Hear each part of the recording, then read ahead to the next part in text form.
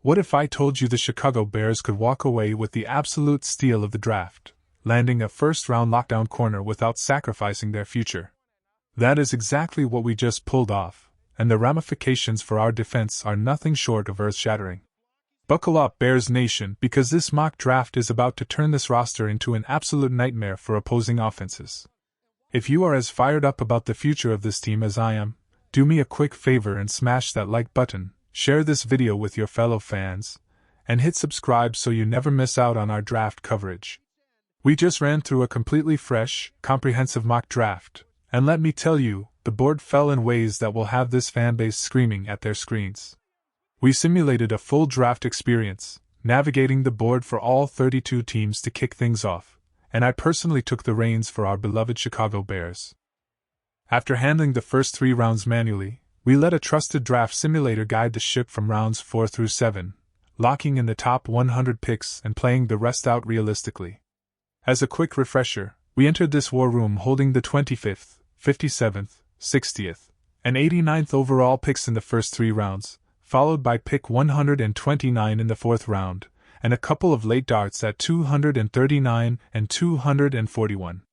We are completely devoid of 5th and 6th round selections. Right out of the gate, I am not going to lie to you, I desperately tried to orchestrate a blockbuster trade for Dexter Lawrence. I pushed all my chips to the center of the table, but the Minnesota Vikings swooped in and outbid us.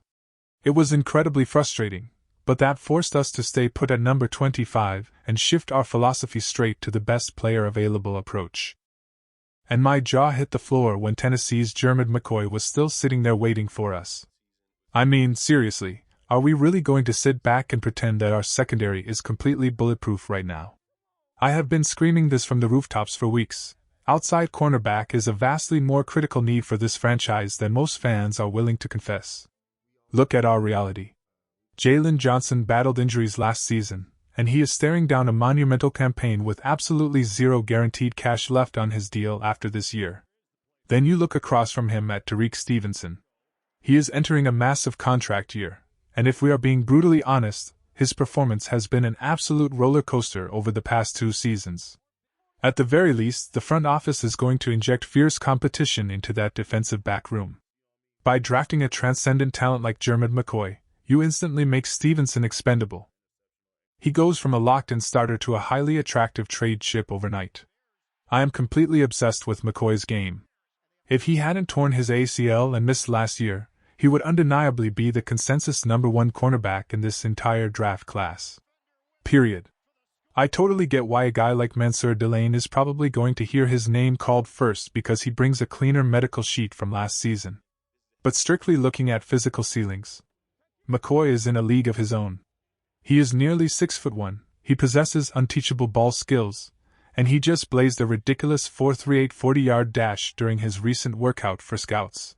He looks fully healthy, terrifyingly explosive, and he is a flawless schematic fit for what we want to do.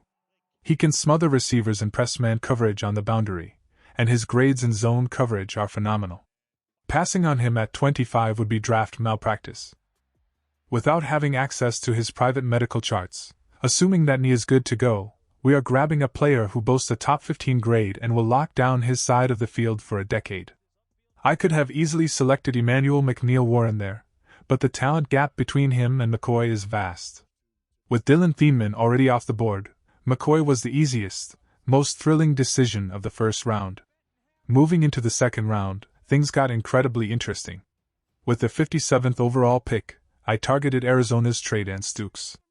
Now, while he is technically categorized as a cornerback on many boards, anyone who watches his tape knows he is the ultimate nickel and safety hybrid.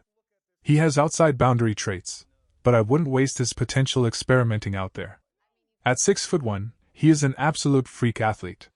He dominated the nickel spot in college, but his physical profile and raw instincts scream that he can be shifted all over the secondary. He will willingly come down into the box and lay the wood in run support. He can absolutely struggle in pure man coverage against those hyper-twitchy slot receivers at the next level, so transitioning him to a full-time safety role might actually be his highest calling, which allows you to keep Kyler Gordon dominating at the nickel spot. This brings me to the absolute genius of our coaching staff. Our defensive coordinator, Dennis Allen, thrives when he has dynamic, versatile chess pieces in his secondary. Imagine a defensive backfield rolling out a trio of Kobe Bryant, Tredan Stukes, and Kyler Gordon, mixing and matching in massive 3-safety nickel packages.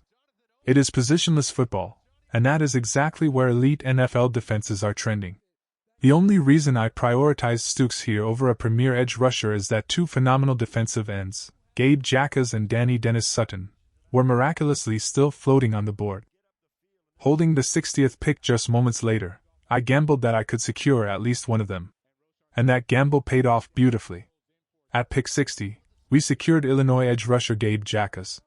It was a coin flip between him and Danny Dennis Sutton, with Derek Moore having already vanished at pick 50.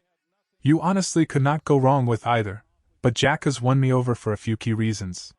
He is slightly younger, he boasted a superior run-stop win rate for the Illini, and his developmental trajectory is absolutely breathtaking. He didn't just tread water in college, he improved every single season. He went from 4 sacks to 8 sacks, all the way up to an 11-sack nightmare. Both of these guys are fantastic anchors against the run, but Jacas simply outproduced Dennis Sutton last year. Suddenly, you look at an edge rotation featuring Montez Sweat, Austin Booker, and now Gabe Jacas. That is a terrifying, high-motor trio that can completely take over games. Now, prepare yourselves, because the 89th overall pick caused an absolute meltdown during the draft simulation. I orchestrated a massive trade.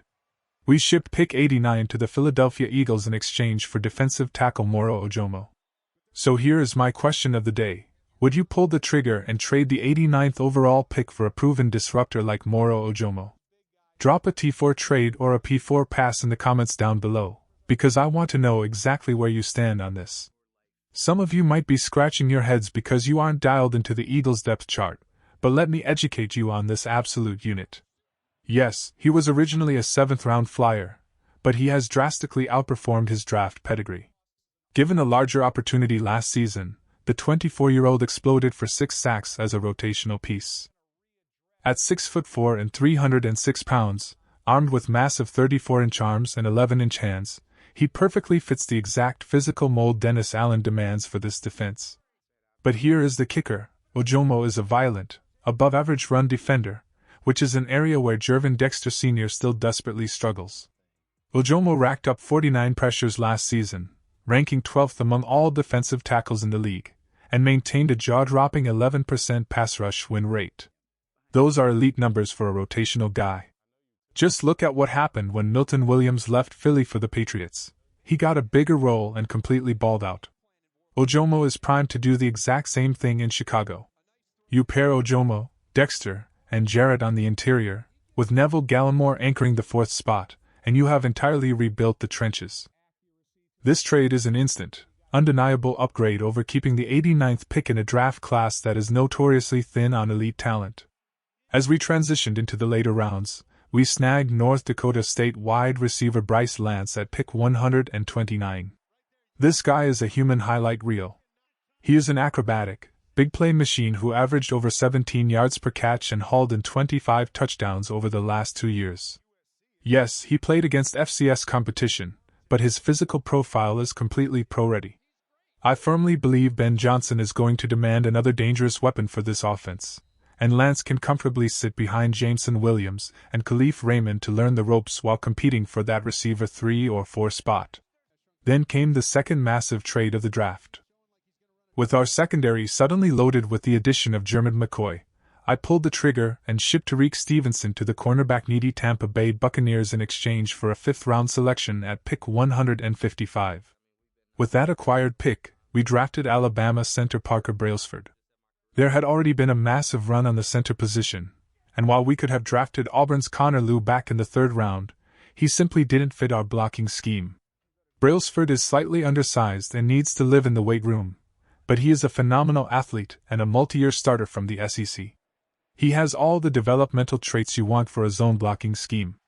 Finally, we rounded out our 7th-round lottery tickets with Indiana tight end Riley Nowakowski and USC linebacker Eric Gentry.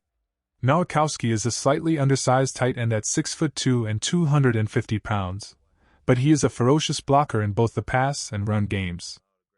He could easily carve out a role as a versatile fullback hybrid. As for Gentry, he is a massive, 6'6" tweener who looks more like a raw athlete than a refined football player right now, but in the 7th round, you swing for the fences on upside.